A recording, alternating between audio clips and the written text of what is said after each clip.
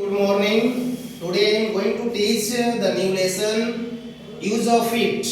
यहाँ पर मैं आपको बताने जा रहा हूँ कि use of it का प्रयोग कैसे किया जाता है और it का क्या वैल्यूएशन होता है। जैसे मैंने आपको डिफिनेशन में लिखवाया है कि it is a pronoun and it refers to a things, animal, situation or idea that has already mentioned.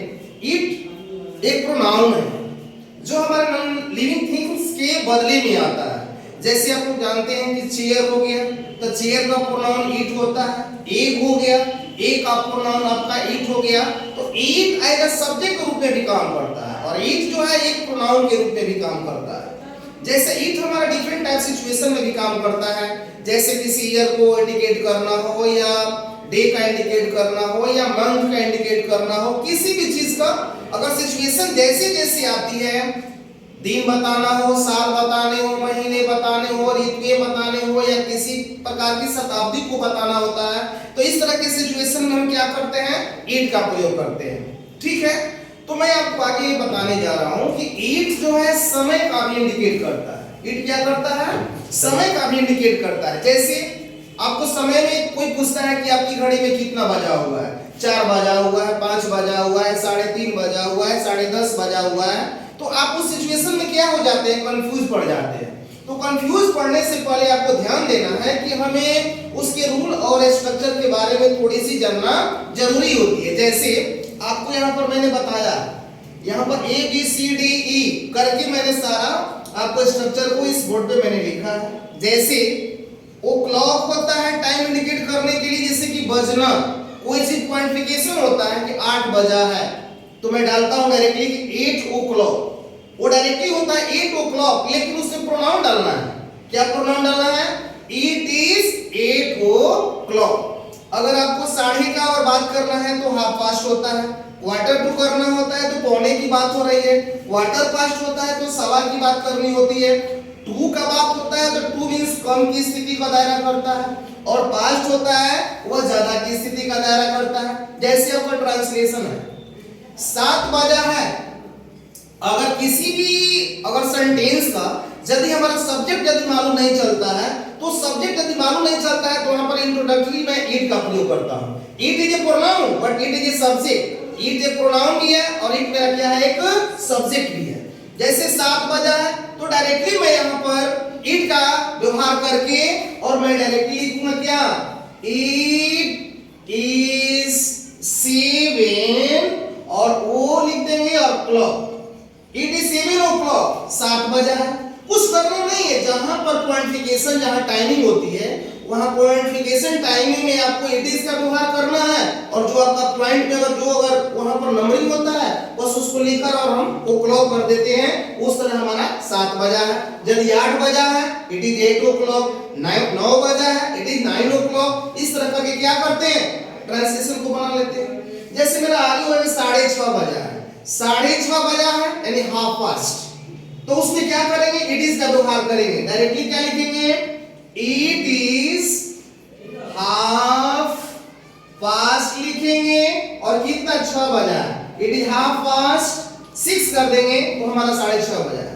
6:30 बजा है, 7:30 बजा है, 8:30 बजा है, it is half past 7, it is half past 8, it is half past 9। जितना आपको साढ़े में जाना है तो हाफ पास्ट का यूज करना है। जैसे आप लिखेंगे कि 7:45 बजा है यानी 8 बजने में 15 मिनट कम है, तो उसको बोलते हैं पौने क्या है, 8 बजा हुआ है, तो इसमें क्या करेंगे, 7:45 के लिए क्वार्टर टू का मतलब होता है कि 1 का थर्ड पार्ट में बढ़ा जाता है, तो लिखेंगे कि 7:45 बजा है तो डायरेक्टली लिखेंगे it is a quarter to कितना 8, यहां पर लिख देंगे इट इज क्वार्टर टू 8 यानी पौने आपका कितना बजा है, 8 बजा है। उसी तरह जैसे होगा कि 10:15 बजा है तो 10:15 में क्या करते हैं, क्वार्टर पास्ट, क्या करते हैं, क्वार्टर पास्ट, तो लिखेंगे क्या, it is a quarter past, और कितना है आपका 10 है, तो यहां पर क्या लिख देंगे 10। इट इज क्वार्टर पास्ट क्या लिख देंगे 10। इस तरह करके आपका वो आपका ट्रांसलेशन बन जाएगा कि 10:15 बजा है, 11:15 बजा है, 12:15 बजा है, 1:15 बजेगा। कितना हो कुछ भी आएगा आपका सवा का इंग्लिश ही होता है क्वार्टर पास्ट। अब जैसे कि 10 बजने में 10 मिनट कम है, 10 बजने में 10 मिनट कम है, यानी देख लेना है। आपको मैं एक बात बताने जा रहा हूं कि यदि आपका मिनट अगर 5 से मल्टीप्लाइज होता है, अगर मिनट यदि 5 से मल्टीप्लाइज होता है तो वहां पर हम मिनट्स का व्यवहार नहीं करेंगे। यदि हमारा मिनट 5 से मल्टीप्लाइज नहीं है तो वहां पर हम क्या करेंगे, मिनट का व्यवहार करेंगे। तो यहाँ पर क्या कर रहा है 10 बजकर 10 मिनट, तो 10 जो है 5 का मल्टीप्लाइज है ना, 5 × 10 होता है ना। अब इसमें क्या करेंगे कि मिनट का व्यवहार मैं नहीं करूंगा, डायरेक्टली लिख दूंगा कि 4 बजने में 10 मिनट कम है, तो इट इज कितना है 10 to, अब मिनट्स नहीं लिखेंगे, 10 to कितना 4, 10 to क्या लिख देंगे 4, यानी 4 बजने में कितना मिनट कम है 10 मिनट कम है, तो इट इज 10 to 4, 4 बजने में 10 मिनट कम है। अब पता है कि 8 बजकर 8 मिनट हुआ है, यानी कोई भी घंटा के बाद अगर टाइम बहुत ज्यादा होती है तो ज्यादा का सिचुएशन क्या होता है पास्ट। जैसे हम लिखेंगे इट इज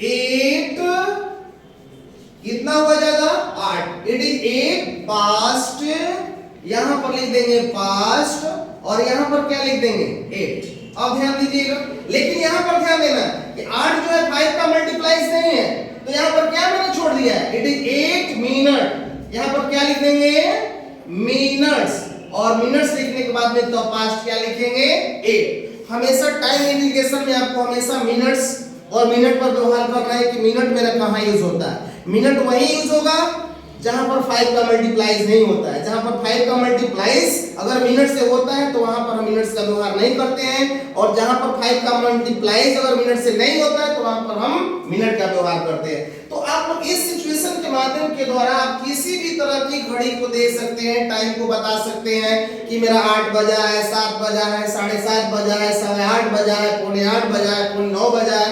तो इस तरह की सिचुएशन यदि आप याद करके रख देते हैं, इस तरह का अगर स्ट्रक्चर अगर आपके माइंड में होता है तो कभी भी आप इट का प्रयोग करके कोई भी चीज को बना सकते हैं। जैसे कोई कहेगा कि जनवरी है, इट इज जनवरी, फरवरी है, इट इज फरवरी। तो इस तरह के जहां कहीं भी अगर आपका मौसम का इंडिकेट करना है या मंथ का इंडिकेट करना है या साल का इंडिकेट करना है, टाइम का इंडिकेट करना है, तो वहां पर हमेशा इंट्रोडक्टरी इट का प्रयोग करते हैं, और इट का प्रयोग करके हम सेंटेंस को क्लियर रूप से क्या कर लेते हैं, बना लेते हैं। यदि मेरा इस तरह का चैनल अगर अच्छा लगता है तो प्लीज लाइक एंड सब्सक्राइब करेंगे। Thank you.